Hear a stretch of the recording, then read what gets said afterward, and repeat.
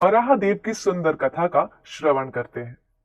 यह पौराणिक कथा चाक्षुष मनवंतर में घटित हुई थी, जब एक दिन सूर्यास्त के समय मारीची ऋषि के पुत्र कश्यप मुनि यज्ञ कर रहे थे। तब उनकी पत्नी दिति काम अग्नि में जलती हुई उनके समक्ष आई। अपने मधुर वचनों से कश्यप मुनि को आकर्षित करते हुए उनकी पत्नी ने कहा, हे शास्त्रों के दाता, जिस प्रकार एक हाथी वृक्ष को प्रताड़ित करता है, उसी प्रकार मैं भी कामदेव के बाणों से घायल हो रही हूं। मेरे अंदर पुत्र प्राप्त करने की आशा उठ रही है। मैं आपकी सेवा में सदैव संलग्न रहती हूँ, इसलिए कृपया करके आप मेरी ये इच्छा पूरी कीजिए। कश्यप मुनि भी काम से प्रभावित थे, लेकिन उन्होंने अपनी पत्नी दिति को समझाने का प्रयास किया। हे प्रिय, मैं अवश्य तुम्हारी इच्छा पूर्ण करूंगा, लेकिन तुम्हें कुछ देर प्रतीक्षा करनी होगी। ये संध्या का समय है, जब भगवान शिव अपने गणों के साथ विचरण करते हैं। इसलिए यह समय गर्भाधान के लिए अशुभ माना गया है। भगवान शिव के गणों में भूत प्रेत शामिल होते हैं, जिन्हें भौतिक शरीर प्रदान कराने के लिए वे ऐसे स्त्रियों का चयन करते हैं जो इस वर्जित संध्या के समय में रति क्रिया में संलग्न होती है। इसलिए हमें कुछ क्षण प्रतीक्षा करनी चाहिए। लेकिन दिति के चंचल मन पर अपने पति के इस बात का कोई प्रभाव नहीं पड़ा। अंततः कश्यप मुनि को इसी अशुभ घड़ी में ही अपनी पत्नी की इच्छा को पूर्ण करना पड़ा। जब दिति को अपनी भूल का एहसास हुआ तो कश्यप मुनि उसे बताए कि अब उसके गर्भ से ऐसे दो पुत्रों का जन्म होगा कि निष्पाप लोगों की हत्या, स्त्रियों का शोषण तथा ब्राह्मणों पर अत्याचार करेंगे, जिसके कारण ब्रह्मांड में तबाही मच जाएगी। इन दोनों का वध करने के लिए स्वयं भगवान विष्णु को प्रकट होना पड़ेगा।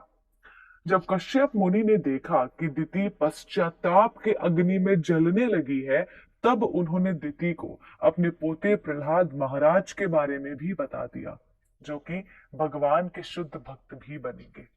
लेकिन अपने पुत्रों के बारे में ऐसा सोचते हुए वे अभी भी चिंतित थी। इसलिए उसने 100 वर्ष तक अपने पुत्रों को जन्म ही नहीं दिया। लेकिन वे पुत्र इतने क्रूर थे कि दिति के गर्भ में निवास करने पर भी ब्रह्मांड में त्राही त्राही मच गई। ये सब देखकर सभी देवी देवता अपने दुखों का निवारण करने के लिए ब्रह्मा जी के पास गए, जिन्होंने दिति के पुत्रों के विषय में बताया। आखिर में दिति के ये दोनों पुत्र कौन थे, जिनके जन्म से पहले ही ब्रह्मांड कांपने लगा? चलिए जानते हैं। एक समय सृष्टि में भ्रमण करते हुए चतुष कुमार सनक, सनंदन, सनातन और सनत कुमार वैकुंठ लोक के द्वार पर पहुंचे। वैकुंठ में प्रवेश करने के लिए उन्होंने 6 द्वार तो बड़ी सरलता से पार कर लिए थे, लेकिन 7वें द्वार पर जय विजय खड़े थे। भगवान विष्णु ने इन दोनों द्वारपालों को आदेश दिया था कि विश्राम करना चाहते हैं, किसी को भी अंदर न आने दिया जाए। इसलिए उन्होंने चतुष कुमार को द्वारपालों द्वारा रोका गया। क्योंकि ये कुमार भगवान के दर्शन के लिए आतुर थे, इसलिए उन्हें जब इस प्रकार रोका गया तो उनकी आंखें क्रोध से भर उठी और उन्होंने जय विजय को श्राप दिया। क्योंकि उनके मन में द्वेष की भावना है, भेदभाव है, इसलिए उन्हें भौतिक जगत में जन्म लेना चाहिए, जहां व्यक्ति को शत्रु और मित्र की दृष्टि से देखा जाता है। इसलिए उन्हें भगवान की सेवा से अलग होने का अभिशाप मिला। ये समाचार सुनते ही भगवान विष्णु तुरंत वहां प्रकट हो गए। अब यद्यपि वे चारों कुमार ब्रह्मलीन स्तर को प्राप्त हो चुके थे, लेकिन जब भगवान श्री विष्णु के श्री चरणों में अर्पित तुलसी मंजरी की सुगंध उनकी नासिका में प्रविष्ट हुई, तब उनके मन में एक अलौकिक अनुभूति हुई। अब वे निराकारवादी न होकर भगवान की सेवा करना चाहते थे। भगवान विष्णु ने स्वयं को अपने द्वारपालों के अपराध का भागीदार मानते हुए चारों कुमारों से क्षमा याचना की। किंतु ये सब भगवान की ही इच्छा से हुआ, क्योंकि चारों कुमार कभी क्रोध नहीं करते थे। वैकुंठ धाम से किसी का पतन होना वैसे भी संभव नहीं है। ये सब तो भगवान वीर रस का आस्वादन लेने के लिए कर रहे थे। भौतिक जगत इसके लिए उपयुक्त स्थान था, क्योंकि वैकुंठ में तो उनका कोई शत्रु हो ही नहीं सकता। तो ऐसे में भगवान के पार्षद ही ये भूमिका निभाते हैं। भगवान कहते हैं कि जय और विजय तुम केवल 3 जन्म लोगे और मैं तुम्हारा वध करूंगा और फिर तुम पुनः वैकुंठ आ जाओगे। इस प्रकार ब्रह्मा ने बताया कि दिति के ये 2 पुत्र जय और विजय हैं। इस प्रकार सभी देवी देवता चिंता मुक्त हो गए और अपने अपने लोकों में लौट गए। 100 वर्षों बाद दिति ने इन 2 पुत्रों को जन्म दिया, जिनका नाम पड़ा हिरण्याक्ष और हिरण्यकशिपु। बड़े होने पर दोनों भाइयों ने ब्रह्मा जी की घोर तपस्या करते हुए उनसे अमृत तुल्य वरदान प्राप्त किए।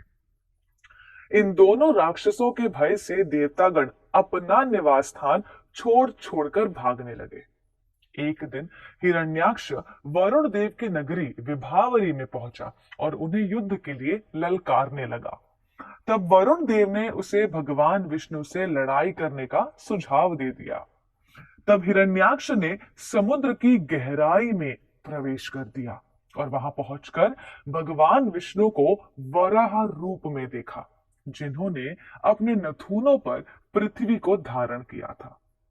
जब उसने ललकारा तब भगवान ने भी ललकारा और दोनों प्रतिद्वंद्वियों में गदा के प्रहार से कठोर युद्ध आरंभ हुआ। युद्ध करने में भगवान वीर रस का पूर्ण आस्वादन कर रहे थे। कभी हिरण्याक्ष प्रहार करता तो कभी भगवान वराहदेव। फिर आखिर में भगवान ने हिरण्याक्ष के कानों के पीछे ऐसा तमाचा मारा कि वे टूटे हुए वृक्ष की तरह ढेर हो गया। आकाश से पुष्प वृष्टि होने लगी और फिर भगवान वैकुंठ धाम को लौट गए। तो ये थी आज की जया एकादशी।